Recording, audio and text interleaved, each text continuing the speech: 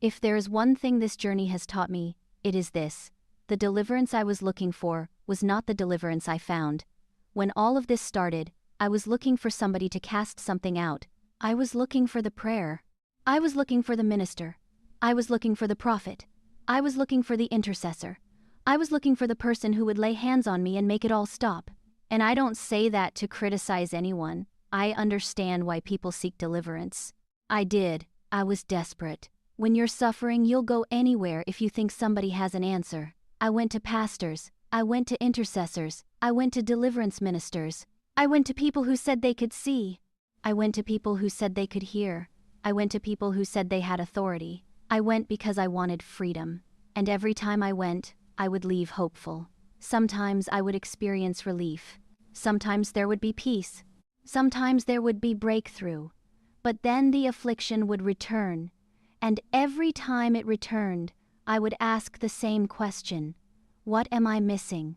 Because if freedom is real, why am I still fighting? If Jesus is real, why am I still battling?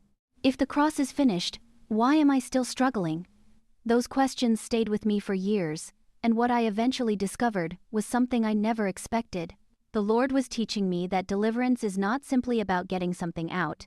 Deliverance is about learning how to yield.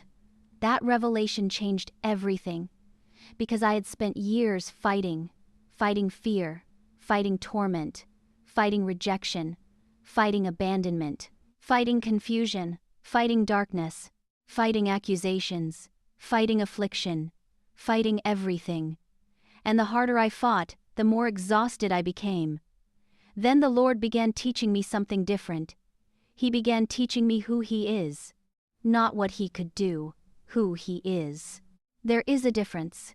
Because when you only pursue what God can do for you, your faith rises and falls with circumstances. But when you begin learning who God is, something changes. I started studying His names, not casually, not academically, personally.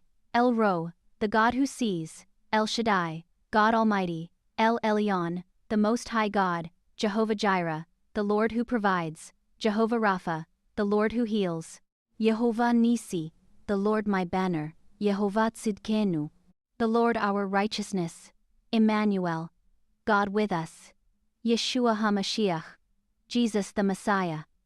And as I began learning His names, I began learning His character.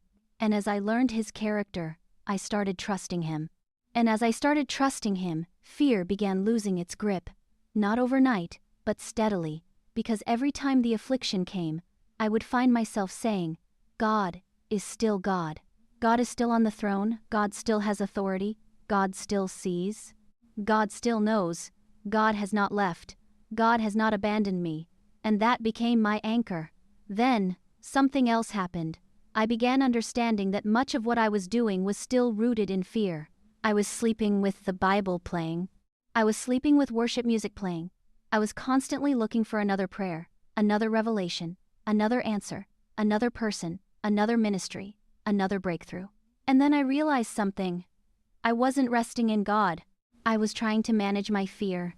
There is a difference. So the Lord started teaching me how to trust Him. Not the worship music, not the preacher, not the prayer line, not the ministry, Him. Just Him. And that was terrifying. Because trust requires surrender. It requires releasing control. It requires accepting that God is God, and you are not. And once I started doing that, something shifted. The battle started changing. I started recognizing strongholds, not demons. Strongholds, beliefs, agreements, thought patterns, fear patterns, trauma patterns, lies I had believed, things that had become normal to me, things that had become part of my identity. And the Lord began exposing them one by one. That was when I began learning something Pastor Darren taught.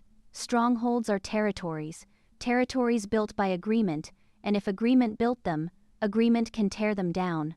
That changed how I fought, because now I wasn't just rebuking darkness. I was coming out of agreement with it. I wasn't just saying, leave me alone. I was saying, I reject this lie. I reject this fear. I reject this accusation. I reject this identity. I reject this agreement. I belong to Jesus, Christ. And the more I did that, the more freedom started appearing. Not because I became powerful, but because I became aligned. And that is a very different thing. I began sleeping better. The panic reduced. The fear reduced. The torment reduced. The confusion reduced. Not because I had mastered deliverance, but because I was finally learning dependence. I was finally learning that the battle belongs to the Lord. That phrase sounds simple, until you actually have to live it.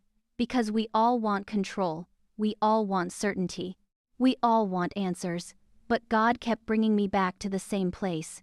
Yield, yield, yield. Trust me, trust me, trust me. And what surprised me most was that freedom started appearing in the places where I stopped striving. The places where I stopped trying to be my own deliverer. The places where I stopped trying to figure everything out. The places where I finally admitted, Lord, I don't know. I don't know what this is. I don't know why this is happening. I don't know how long this will take.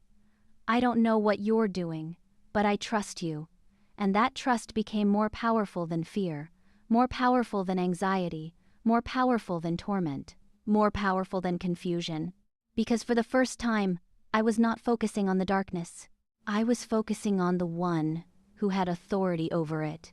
And that realization changed my understanding of deliverance forever, because I began to see that the greatest deliverance wasn't merely getting free from something. The greatest deliverance was learning to walk with God, to trust Him, to know Him, to depend on Him, to yield to Him, to follow Him.